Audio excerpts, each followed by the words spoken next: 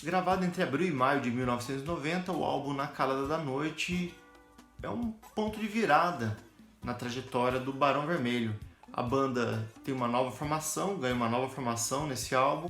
Eu falo aqui do ingresso e da efetivação do guitarrista Fernando Magalhães e do percussionista Peninha como membros do Barão, e uma substituição nas notas graves. O Dadi Carvalho substituiu o Dé, que era um baixista que estava na formação do Barão desde o começo da banda. Essa nova formação traz uma sonoridade mais polida e mais sofisticada para o Barão Vermelho se a gente comparar com os álbuns da banda ao longo dos anos 80. Você está no Além da Música e vamos falar sobre o Na Calada da Noite. Uma das características deste álbum é o harmônico casamento entre os violões do Roberto Frejá e as guitarras do Fernando Magalhães. E isso fica evidente na primeira música, Política Voz, a música que abre o disco. E esse casamento vai se repetir em várias canções ao longo do disco. Outro ponto positivo do álbum são as participações especiais. E vale destacar o solo de violão flamenco na música O Invisível, feito pelo Gaetano Calife, que era professor de violão do próprio Frejá. A percussão do Peninha ganha relevo na música Beijos de Arame Farpado, uma música que tem uma introdução com baixo bastante swingado do Dadi Carvalho. O Dadi Carvalho que entrou na banda substituindo o Dé. Antes do começo das gravações do disco, o Dé e o Barão se desentenderam feio. Há relatos que os caras quase saíram no soco por conta das divergências que eles tinham. Anos mais tarde, o Dé deu uma entrevista na qual ele conta que não sentia muito espaço para suas composições naquela proposta musical que o Barão estava apresentando.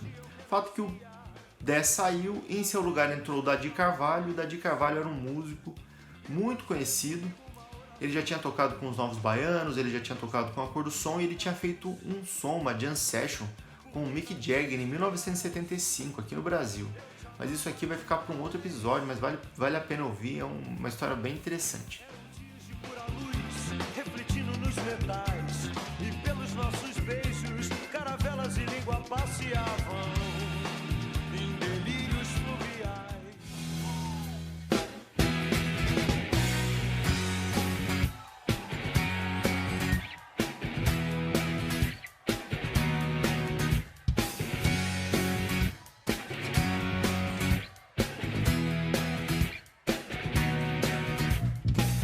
Solidão amiga do peito.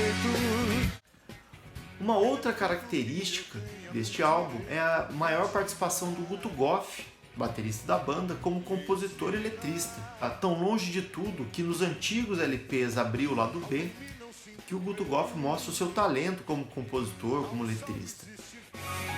Minha vaidade não enxerga o paraíso. Eu preciso de alguém pra fugir sem avisar ninguém. E é uma música também que marca, que registra esse casamento entre os violões do Frejá e as guitarras do Fernando Magalhães. Há dois personagens muito importantes no álbum Na Calada da Noite. Eu falo aqui do produtor Ezequiel Neves e do ex-vocalista do Barão Vermelho, o Cazuza. Ezequiel Neves e o Cazuza que incentivaram o Guto Goff a escrever mais, o que foi muito importante para o Barão Vermelho no começo dos anos 90, aliás, o que foi muito importante para o Barão Vermelho em toda a sua trajetória, e em especial naquele começo dos anos 90, quando o Barão produziu discos muito criativos. Vale a pena também falar um pouco sobre o Cazuza. O Cazuza já estava muito debilitado em decorrência da doença, ele era portador de HIV, mas mesmo assim ele participou, frequentou pelo menos, algumas sessões das gravações do disco, chegando a pedir para a banda executar Sonhos pra Voar, que era a música que ele mais gostava desse álbum. E o Cazuza acabou sendo um grande homenageado desse álbum com a música O Poeta Está Vivo, que é a faixa que encerra o disco Na Calada da Noite.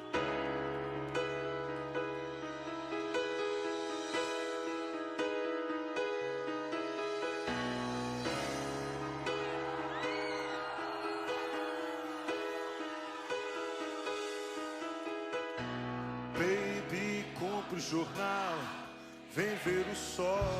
Mais uma amostra do casamento dos violões do Frejá com as guitarras do Fernando Magalhães. O Poeta Está Vivo foi escrita pela Dulce Quental. A história é mais ou menos a seguinte: o Cazuza tinha passado por uma situação muito difícil em decorrência da doença teve que ir para os Estados Unidos fazer um tratamento e voltou. Quando ele voltou, a Dulce escreveu a letra e mostrou para o Ezequiel Neves. O Ezequiel Neves gostou muito do que viu, porque a letra é muito bonita realmente, e sugeriu a Dulce que mostrasse a música para o Frejá.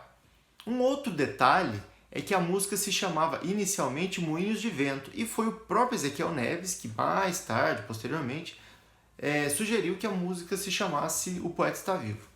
Pois muito bem, quando a Dulce Quental mostrou o Frejá conta, né, que rapidamente fez o arranjo.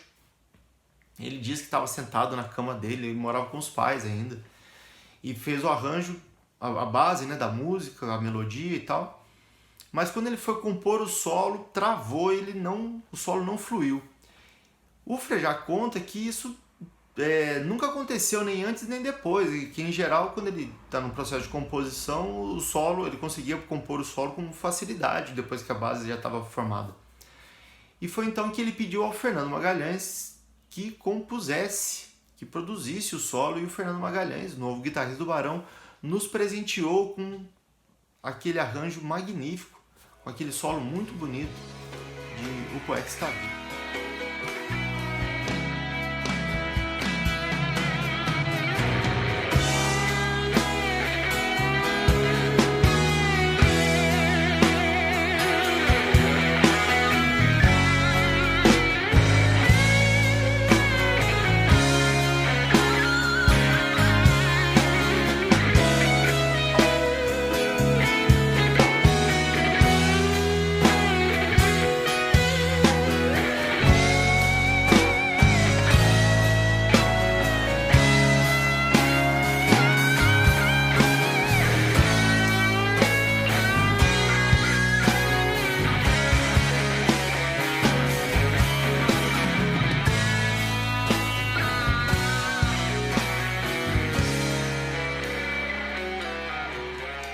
Mas quem tem coragem O Cazuza de ouvir, veio a falecer antes que o disco fosse lançado, então uma música que seria uma homenagem ao poeta ainda vivo tornou-se um tributo em sua memória.